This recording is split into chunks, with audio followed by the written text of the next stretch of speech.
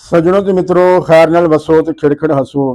ਤੁਸੀਂ ਵੇਖ ਰਹੇ ਹੋ ਜਾਗ ਪੰਜਾਬੀ ਚੈਨਲ ਤੇ ਮੈਂ ਤੁਹਾਡਾ ਮੇਜ਼ਬਾਨ ਸ਼ਬੀਰ ਜੀ ਅੰਗ ਰੰਗ ਚੱਜ ਦੀ ਗੱਲ ਲੈ ਕੇ ਤੁਹਾਡੀ ਸੇਵਾ ਦੇ ਵਿੱਚ ਹਾਜ਼ਰ ਹਾਂ। ਤੇ ਬਹੁਤ ਭਲੇਵਾ ਕਿ ਤੁਸੀਂ ਸਾਨੂੰ ਮਾਣ ਬਖਸ਼ ਰਹੇ ਹੋ ਔਰ ਚੱਜ ਦੀ ਗੱਲ ਦੇ ਵਿੱਚ ਤੁਸੀਂ ਆਪਣੀ ਗੱਲ ਜਿਹੜੀ ਹੈ ਉਹ ਵੀ ਧਰ ਰਹੇ ਹੋ।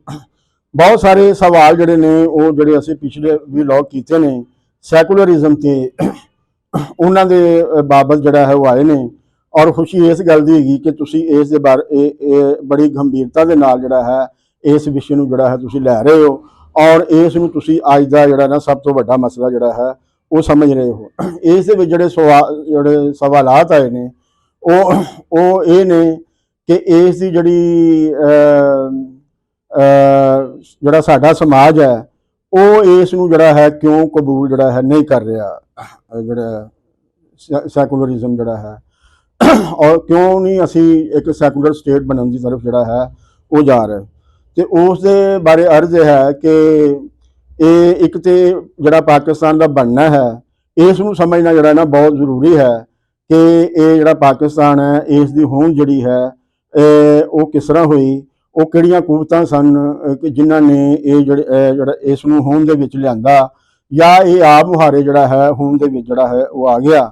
ਜੇ ਅਸੀਂ ਆਪਣੀ ਤਾਰੀਖ ਨੂੰ ਗੌਰ ਦੇ ਨਾਲ ਪੜ੍ਹੀਏ ਔਰ ਬਿਲਕੁਲ ਗੈਰ ਜਾਨਬਦਾਰ ਹੋ ਕੇ ਇਸ ਨੂੰ ਪੜ੍ਹੀਏ ਔਰ ਫਿਰ ਹੁਣ ਤੱਕ ਦੇ ਜਿਹੜੇ ਵਾਕਿਆਤ ਨੇ ਇਸ ਨਾਲ ਜੋੜ ਕੇ ਉਸ ਨੂੰ ਪੜ੍ਹੀਏ ਤੇ ਫਿਰ ਸਾਨੂੰ ਜਿਹੜਾ ਨਾ ਬਿਲਕੁਲ ਇਹ ਗੱਲ ਜਿਹੜੀ ਹੈ ਨਾ ਨਿਖਰ ਕੇ ਸਾਹਮਣੇ ਆ ਜਾਏਗੀ ਕਿ ਇਸ ਨੂੰ ਇੱਕ ਖਾਸ ਜਿਹੜਾ ਹੈ ਮਕਸਦ ਹੈ ਉਸ ਦੀ ਖਾਤਰ ਹੋਂਦ ਦੇ ਵਿੱਚ ਲਿਆਂਦਾ ਗਿਆ ਸੀ ਔਰ ਉਹ ਮਕਸਦ ਹੈ ਸੀ ਸੁਰਖ ਇਨਕਲਾਬ ਦਾ ਜਿਹੜਾ ਹੈ ਰਾਹ ਰੋਕਣਾ।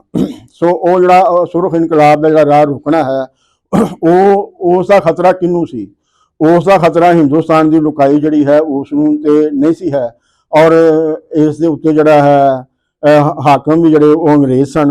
ਹਾਂ, ਜਿਹੜੇ ਅੰਗਰੇਜ਼ਾਂ ਨੇ ਆਪਣੇ ਇੱਥੇ ਟਾਊਟ ਜਿਹੜੇ ਨੇ ਤਿਆਰ ਕੀਤੇ ਸਨ ਹਾਕਮ, ਉਹਨਾਂ ਨੂੰ ਜਿਹੜਾ ਹੈ ਜ਼ਰੂਰ ਉਸ ਤੋਂ ਖਤਰਾ ਸੀ, ਲੇਕਿਨ ਜਿਹੜਾ ਸਭ ਤੋਂ ਵੱਡਾ ਖਤਰਾ ਸੀ ਉਹ ਖੁਦ ਜਿਹੜੀ ਹੈ ਸਾਮਰਾਜ ਸੀ, ਉਸ ਨੂੰ ਇਸ ਤੋਂ ਖਤਰਾ ਸੀ।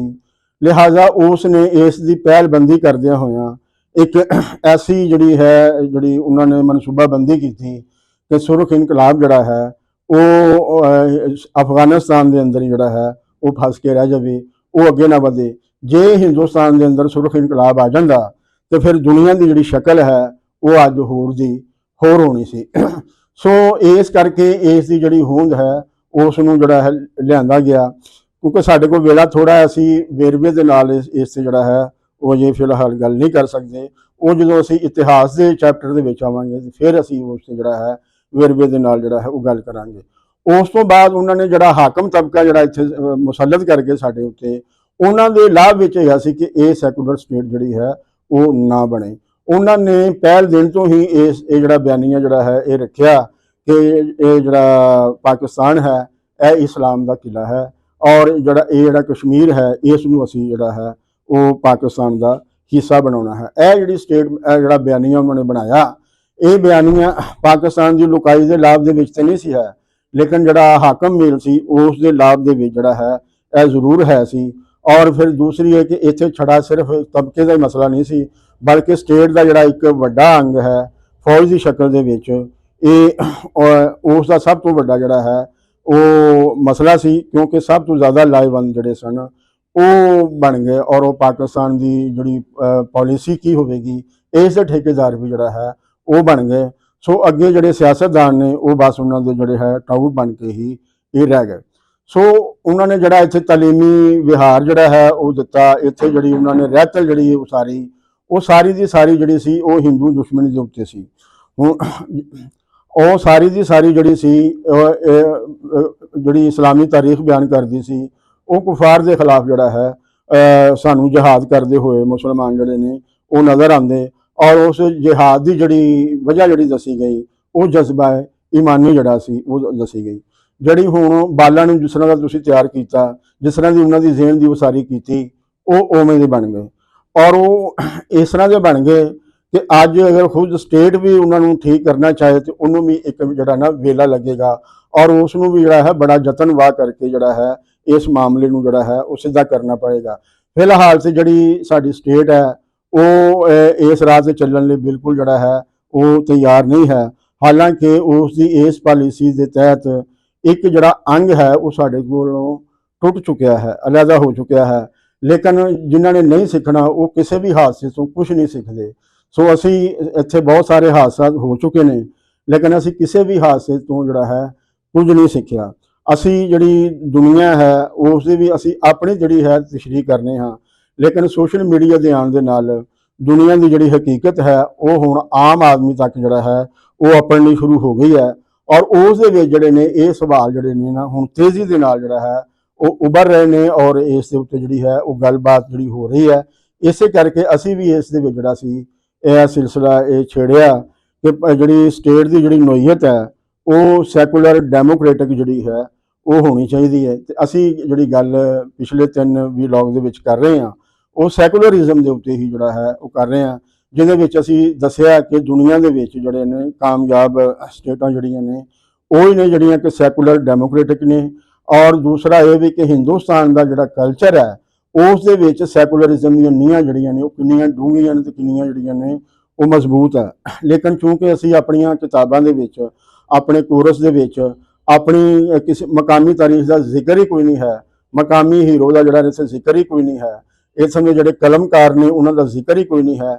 ਇਸ ਲਈ ਜਿਹੜੇ ਪਿਛਲੇ 70 ਸਾਲ ਤੋਂ ਜਿਹੜਾ ਨਵਾਂ ਪੋਚ ਹੈ ਉਸ ਦੇ ਸਾਹਮਣੇ ਇਸ ਦੀ ਜਿਹੜੀ ਹੈ ਨਾ ਕੋਈ ਹਕੀਕਤ ਉਸ ਨੂੰ ਲੱਗਦੀ ਨਜ਼ਰ ਨਹੀਂ ਆਉਂਦੀ। ਸੋ ਅਸੀਂ ਜਿਹੜਾ ਹੈ ਇਸ ਨੂੰ ਜ਼ਰੂਰੀ ਸਮਝਿਆ ਕਿ ਉਹ ਜਿਹੜੀ ਰਹਿਤਲ ਹੈ ਜਿਹਦੇ ਵਿੱਚ ਹਿੰਦੂ, ਮੁਸਲਿਮ, ਜਿਹੜੇ ਈਸਾਈ ਨੇ ਉਹ ਇੱਕ ਜਗ੍ਹਾ ਤੇ ਇਕੱਠੇ ਸਾਨੂੰ ਜਿਹੜਾ ਬਹਾਲੀ ਦਿੰਦੇ ਨੇ। ਔਰ ਅੱਜ ਵੀ ਇਹਨਾਂ ਦੀਆਂ ਕਬਰਾਂ ਦੇ ਉੱਤੇ, ਬੁੱਲੇ ਸ਼ਾਹ ਦੀ ਕਬਰ ਤੇ, ਵਾਰਿਸ ਸ਼ਾਹ ਦੀ ਕਬਰ ਤੇ, ਬਾਬਾ ਫਰੀਦ ਦੀ ਕਬਰ ਤੇ ਸਾਰੇ ਜਿਹੜੇ ਧਰਮਾਂ ਦੇ ਜਿਹੜੇ ਲੋਕ ਨੇ ਉਹ ਢੁਕਦੇ ਨੇ। ਕਿਉਂ ਢੁਕਦੇ ਨੇ ਔਰ ਉਹਨਾਂ ਨੂੰ ਕਿਉਂ ਆਪਣਾ ਸਮਝਦੇ ਨੇ? ਇਸ ਲਈ ਕਿ ਉਹਨਾਂ ਨੇ ਜਿਹੜੀ ਮਜ਼ਹਬ ਦੀ ਜਿਹੜੀ ਵੰਡ ਹੈ ਉਸ ਦਾ ਪ੍ਰਚਾਰ ਜਿਹੜਾ ਹੈ ਉਹ ਨਹੀਂ ਕੀਤਾ ਜਾਂਦਾ। ਇਹ ਵੀ ਗੱਲ ਬਿਲਕੁਲ ਝੂਠ ਹੈ ਕਿ ਇਹਨਾਂ ਲੋਕਾਂ ਨੇ ਜਿਹੜਾ ਹੈ ਲੁਕਾਈ ਨੂੰ ਜਿਹੜਾ ਹੈ ਇੱਥੋਂ ਦੀ ਲੁਕਾਈ ਨੂੰ ਜਿਹੜਾ ਹੈ ਮੁਸਲਮਾਨ ਕੀਤਾ।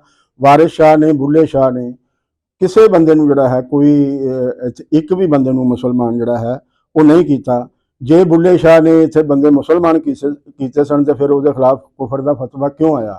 ਜੇ ਵਾਰਿਸ ਸ਼ਾਹ ਨੇ ਇਹ ਆਪਣਾ ਇੱਥੇ ਬੰਦਿਆਂ ਨੂੰ ਮੁਸਲਮਾਨ ਕੀਤਾ ਸੀ ਤੇ ਫਿਰ ਉਹਨਾਂ ਦੇ ਖਿਲਾਫ ਜਿਹੜਾ ਹੈ ਉਹਨਾਂ ਦੇ ਘਰ ਵਾਲੇ ਕਿਉਂ ਹੋ ਗਏ? ਕਿਉਂ ਉਸ ਦੀ ਲਿਖਤ ਦੀ ਹੀਰ ਵਾਰਿਸ ਸ਼ਾਹ ਦੀ ਜਿਹੜੀ ਹੈ ਉਹ ਮੁਖਾਲਫਤ ਕੀਤੀ ਗਈ? ਇਹਨਾਂ ਨੇ ਬਿਲਕੁਲ ਜਿਹੜਾ ਹੈ ਕਿਸੇ ਵੀ ਬੰਦੇ ਨੂੰ ਜਿਹੜਾ ਹੈ ਮੁਸਲਮਾਨ ਨਹੀਂ ਕੀਤਾ। ਮੁਸਲਮਾਨ ਜਿਹੜੀ ਹੋਣ ਦੀ ਵਜ੍ਹਾ ਹੈ ਉਹ ਅਸੀਂ ਕਿਸੇ ਹੋਰ ਵੀ ਵਲੌਗ ਦੇ ਵਿੱਚ ਜਿਹੜਾ ਹੈ ਉਹ ਬਿਆਨ ਕਰਾਂਗੇ ਕਿ ਉਹ ਇੱਕ ਪੋਲੀਟੀਕਲ ਜਿਹੜਾ ਤਰੀਕਾ ਸੀ ਜਿਹਦੇ ਰਾਹੀਂ ਜਿਹੜਾ ਹੈ ਲੋਕ ਇੱਕ ਮਜ਼ਹਬ ਨੂੰ ਛੱਡ ਕੇ ਦੂਸਰੇ ਮਜ਼ਹਬ ਦੇ ਵਿੱਚ ਜਿਹੜਾ ਹੈ ਉਹ ਗਏ। ਲੇਕਿਨ ਉਸੇ ਹੀ ਜਿਹੜੀ ਪਾਲਿਸੀ ਉਸ ਵੇਲੇ ਦੇ ਹਾਕਮਾਂ ਦੀ ਪਾਲਿਸੀ ਸੀ ਉਹਦੇ ਵਿਰੋਧ ਵਿੱਚ ਹੀ ਇਹ ਲੋਕ ਉੱਠੇ ਸਨ। ਇਹਨਾਂ ਨੇ ਜਿਹੜਾ ਹੈ ਆ ਕੇ ਇਹ ਗੱਲ ਕੀਤੀ ਕਿ ਸੁन्नी ना हिंदू ना नहीं मुसलमान तरिंजन भैया ताज अभिमान सुन्नी ना नहीं हम शिया सुलह कुल का मार्ग लिया। तो ਜਿਹੜੇ ਲੋਕ ਸੁਲਹ ਕੁਲ ਦੀ ਗੱਲ ਕਰਦੇ ਨੇ, ਇਸ ਸੁਲਹ ਕੁਲ ਦੀ ਜਿਹੜੀ ਗੱਲ ਹੈ ਉਹਦੇ ਲਈ ਇੱਕ ਨਿਜ਼ਾਮ ਵੀ ਚਾਹੀਦਾ ਹੈ, ਉਹਦੇ ਲਈ ਇੱਕ ਸਿਸਟਮ ਚਾਹੀਦਾ ਹੈ ਕਿ ਉਹ ਜਿਹੜਾ ਸਮਾਜ ਹੈ ਇਹਦੇ ਉੱਤੇ ਜਿਹੜੀ ਹਾਕਮ ਅਥਾਰਟੀ ਹੈ ਉਹ ਲੋਕਾਂ ਨੂੰ ਕਿਸ ਨਜ਼ਰ ਦੇ ਨਾਲ ਵੇਖੇ। ਉਹ ਲੋਕਾਂ ਨੂੰ ਮਜ਼ਹਬ ਦੀ ਨਜ਼ਰ ਦੇ ਨਾਲ ਵੇਖੇ तो मजहब की नज़र के विच ते जिहड़ा दूसरा बंदा है वो काफर है, वो दूसरा बंदा जिहड़ा है वो काबिल गिरफ्त है, और दूसरा बंदा है उसनूं ते जिहड़ा है सज़ा देण वाली गल है। सो इस दे नाल समाज जिहड़े ने वो नहीं चल सकते, ना अगे बढ़ सकते हैं। समाज जिहड़े ने जिहड़ी हाकम अथारटी है वो सारियां नूं इक्को नज़र दे नाल वेखे और उन्होंने कहा जाता कि वो शहरी होने की हैसीयत नाल हर एक नूं जिहड़ा है वो डील करे। शहरी हो चाहे वो ईसाई है, चाहे मुसलमान है, चाहे वो हिंदू है, लेकिन एक स्टेट के अंदर, एक समाज के अंदर उसकी जिहड़ी हैसीयत है वो शहरी की होएगी। लेकिन जिस मुल्क के आइन के विच तुसीं ये लिखदे हो कि गैर मुस्लिम जिहड़ा है वो सदर नहीं हो सकता, तो इसका मतलब यह है कि वो उत्थों का जिहड़ा गैर मुस्लिम है वो उत्थों का शहरी नहीं है।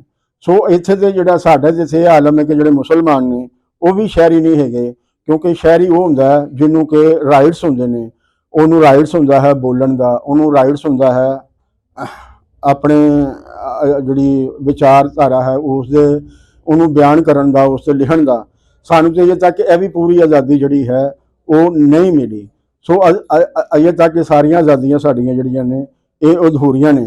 ਸੋ ਇਸ ਤੇ ਜਿਹੜਾ ਹੈ ਇਸ ਮਾਮਲੇ ਨੂੰ ਬੜੇ ਗੌਰ ਦੇ ਨਾਲ ਵੇਖਣ ਦੀ ਲੋੜ ਹੈ ਔਰ ਇਹਦੇ ਉੱਤੇ ਬੜੀ ਡਿਬੇਟ ਦੀ ਜਿਹੜੀ ਹੈ ਉਹ ਲੋੜ ਹੈ ਔਰ ਸਮਾਜ ਨੂੰ ਜਿਹੜਾ ਹੈ ਉਹ ਇਹ ਜਿਹੜੇ ਹੈਗੇ ਨੇ ਰਿਆਸਤੀ ਪ੍ਰੋਪੇਗੈਂਡੇ ਇਸ ਤੋਂ ਹਟ ਕੇ ਜਿਹੜਾ ਹੈ ਉਹ ਦੇਖਣ ਦੀ ਲੋੜ ਹੈ ਕਿ ਜਿਹੜੇ ਦੂਸਰੇ ਬੰਨੇ ਜਿਹੜਾ ਮੌਕਫ ਹੈ ਉਹ ਕੀ ਹੈ, ਉਸ ਨੂੰ ਪੜ੍ਹਨ ਦੀ, ਵੇਖਣ ਦੀ ਔਰ ਉਸ 'ਤੇ ਗੱਲ ਕਰਨ ਦੀ ਲੋੜ ਹੈ।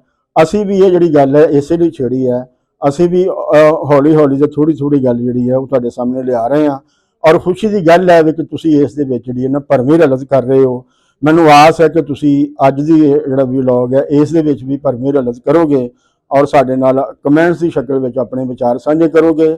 ਜਾਗ ਪੰਜਾਬੀ ਚੈਨਲ ਨੂੰ ਸਬਸਕ੍ਰਾਈਬ ਕਰੋ ਤੇ ਘੰਟੀ ਦਾ ਜਿਹੜਾ ਬਟਨ ਹੈ ਉਹ ਦਬਾਉਣਾ ਨਾ ਭੁੱਲਣਾ ਤਾਂ ਕਿ ਸਾਡਾ ਹਰ ਵੀਡੀਓ ਆਪ ਮੁਹਾਰੇ ਤੁਹਾਨੂੰ ਮਿਲਦਾ ਰਹੇ। ਕੁਲ ਦਾ ਭਲਾ ਤੇ ਕੁਲ ਦੀ ਖੈਰ।